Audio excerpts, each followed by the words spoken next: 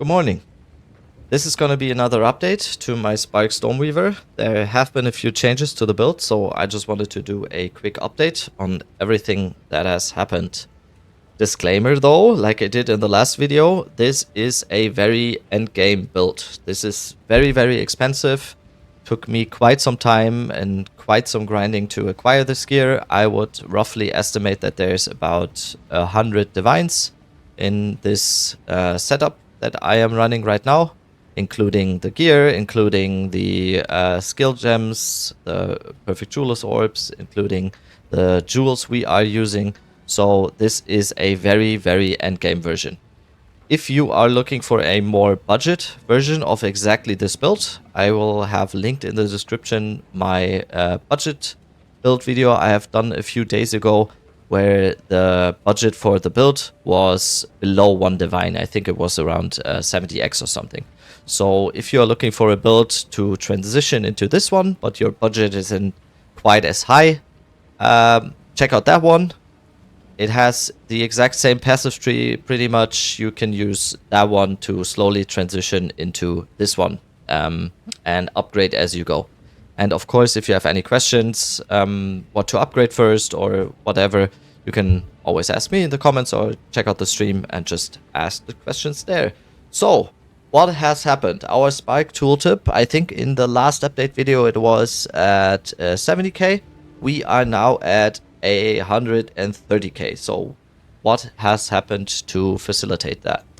We are heavily leaning into crit. So there are a lot of builds for Spike Stormweaver that are doing no crit at all and are utilizing the lightning rod anointment. So on the passive tree, oh, by the way, the patch came out today. Today came out a bug fix patch, which made my passive tree crash pretty much most of the time. So if there's a cut in the video, my passive tree crashed and I had to restart. So yeah, we are heavily leaning into crit. A lot of people are using the lightning rod and are using no crit at all, and then they are using this lightning rod anointment.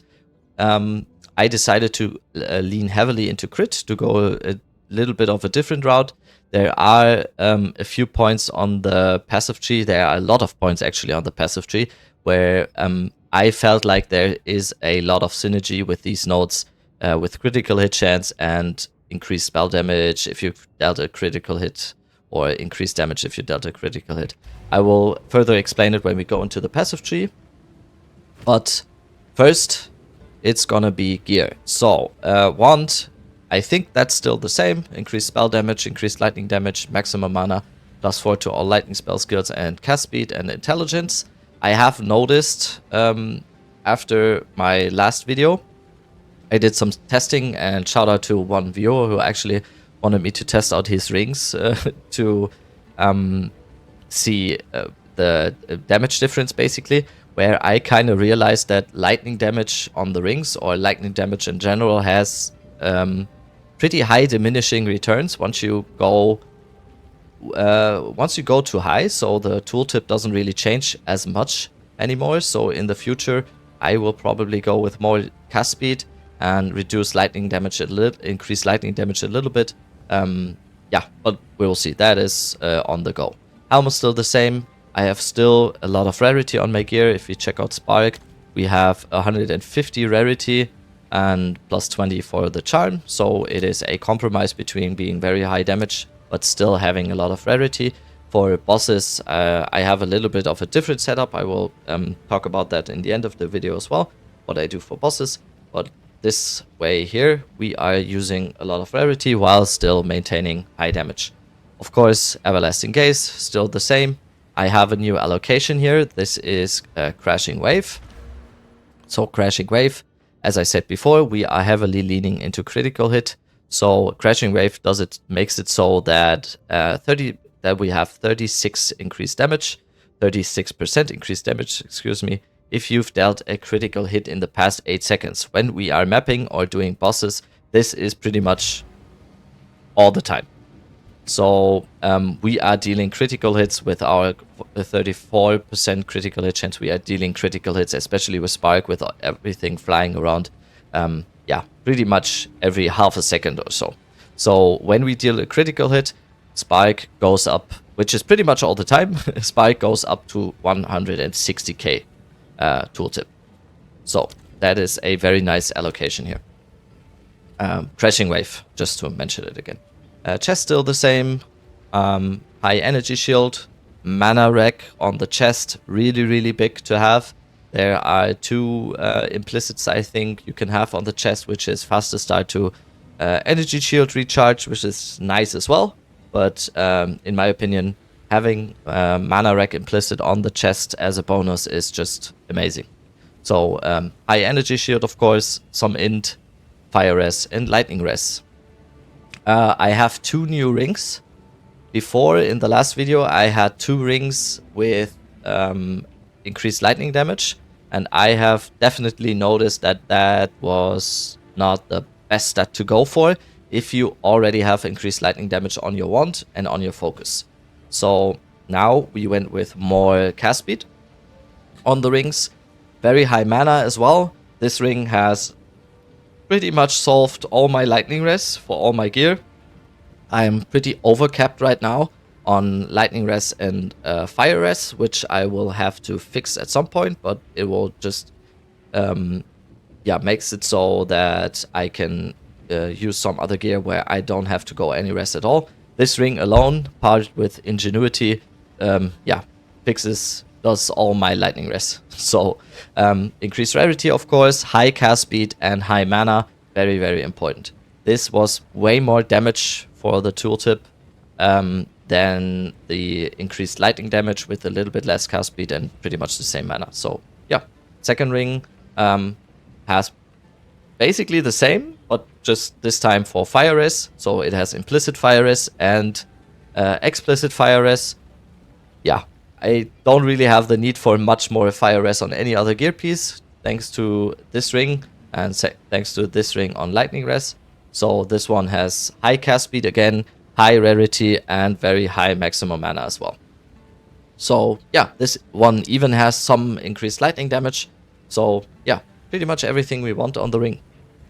Focus is still the same.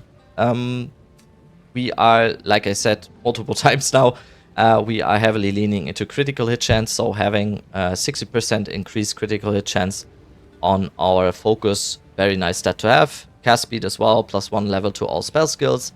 Maximum mana, I would like that to be much higher at some point, but we will see. Maximum energy shield and increased lightning damage. I think I had these gloves forever. Very nice. High mana roll, high energy shield roll, increased rarity, cold res, and lightning res. Ingenuity, still the same. Pretty much best in slot for every build in the game. And these boots with 25 movement speed only, high mana, high rarity, and high intelligence and cold res. I have some other boots here with 35 increase but no rarity, so these are basically my rarity boots with a little bit less movement speed and yeah, high rarity, but I switch them out for when I do other stuff that doesn't require that much rarity. So that was it for the gear. Skill gems, we are still going for mapping. We are still going with Elemental Storm. I just think for mapping, and especially when doing breaches, which is my main focus right now, I think Elemental Storm is very good. There are a few changes in the skill gems though.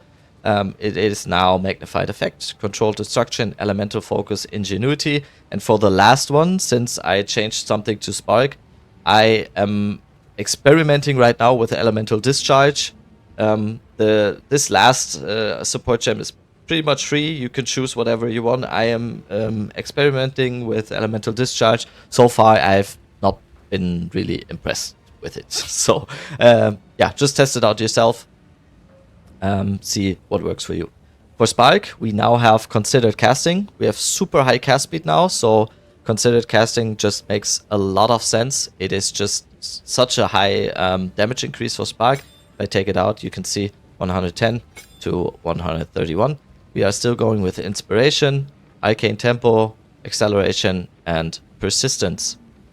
So Opal Storms, strip away, Font of Mana, Lightning Exposure, Overcharge. If you don't need the mana rec from Font of Mana, change it out. If you have the Perfect Jeweler's Orb for Opal Storms, Overcharge or Overabundance, oh no, Overabundance is very good as well. So Overabundance still missing for me. Mana Tempest always gonna be the same, Premeditation and Murderous Intent. Archmage, Lightning Mastery, Conductivity, Heightened Curse, Focus Curse, and Hex Bloom.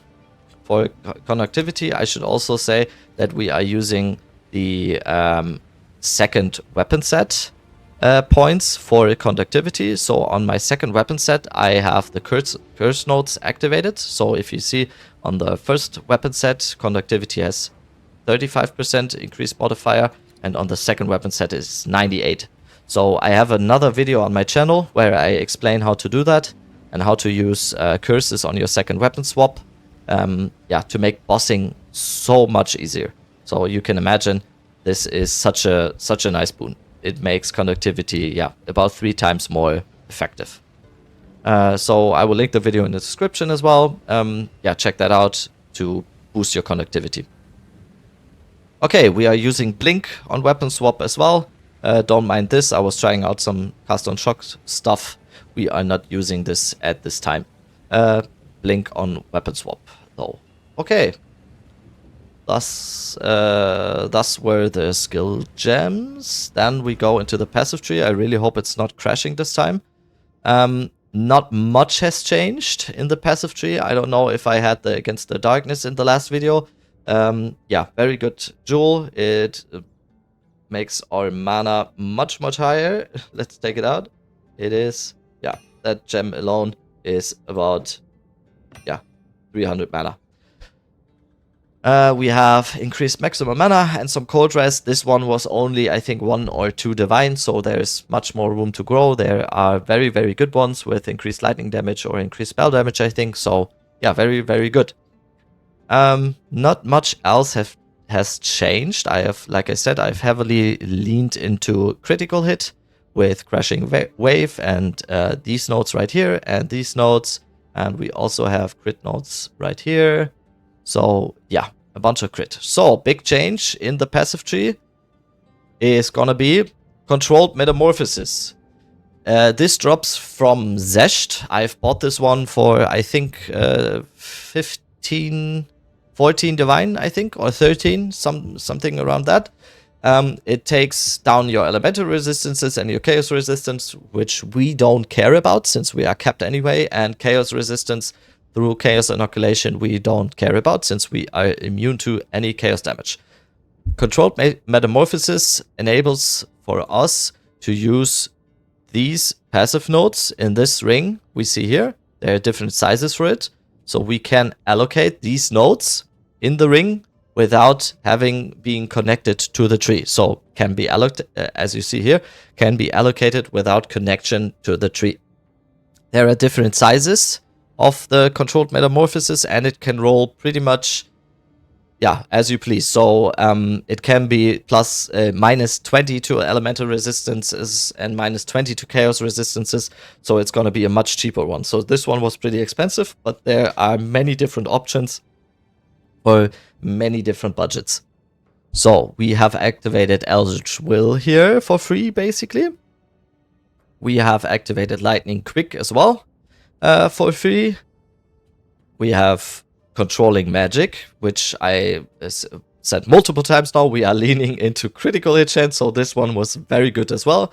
Increased critical hit chance, and hits have reduced critical hit chance. This works really well as well with desensitization, with increased critical damage bonus, and hits against you have reduced critical damage bonus. So these two nodes very nice in order to give you a lot of damage, but also making it less likely for us to be one-shot by some mob with a critical hit.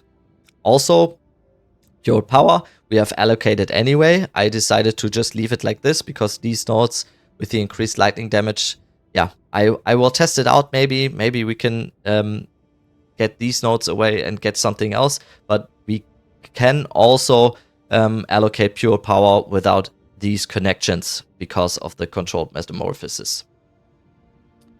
Okay, yeah, passive tree. I will zoom out a little bit again so you can see, or you can just take screenshots or pause the video or whatever. This is the setup right now. I should also say that, like I said before, for mapping, I am using Elemental Storm. I really like the skill. I don't really understand why it's so underused for a lot of people, especially for mapping, especially for breaches, especially for large amounts of mobs, and if you're doing critical hit, it's just super nice. They trigger every few seconds. I think it's about 2 or 3 seconds they trigger every time you do a critical hit. On the Ascendancy node here, we even have more critical hit chance for spells. So that is my setup for mapping. I have to say though, for bosses, Elemental Storm, it's not as good. So for bosses, it is definitely still the best way to go with Strike Twice and Scouring Winds. So for bossing, I still use Double Shock. Depends a little bit on your budget as well. You can always go for like 2 different setups. I really like going with a setup for mapping where I go just high damage, very, very high rarity and just high clear. And then go with another setup for bosses, for pinnacle bosses, for example, where you don't need as much rarity, where you don't need as much clear, but you'd rather just go for super high single target damage. So that is also why Stormweaver is just so versatile in POE2. You can just go for multiple setups that excel at everything that they are doing. Okay, this took longer than expected. I am yapping too much, so I will just shut up now. Yeah, if you like this type of content, I'm very happy if I see you come back.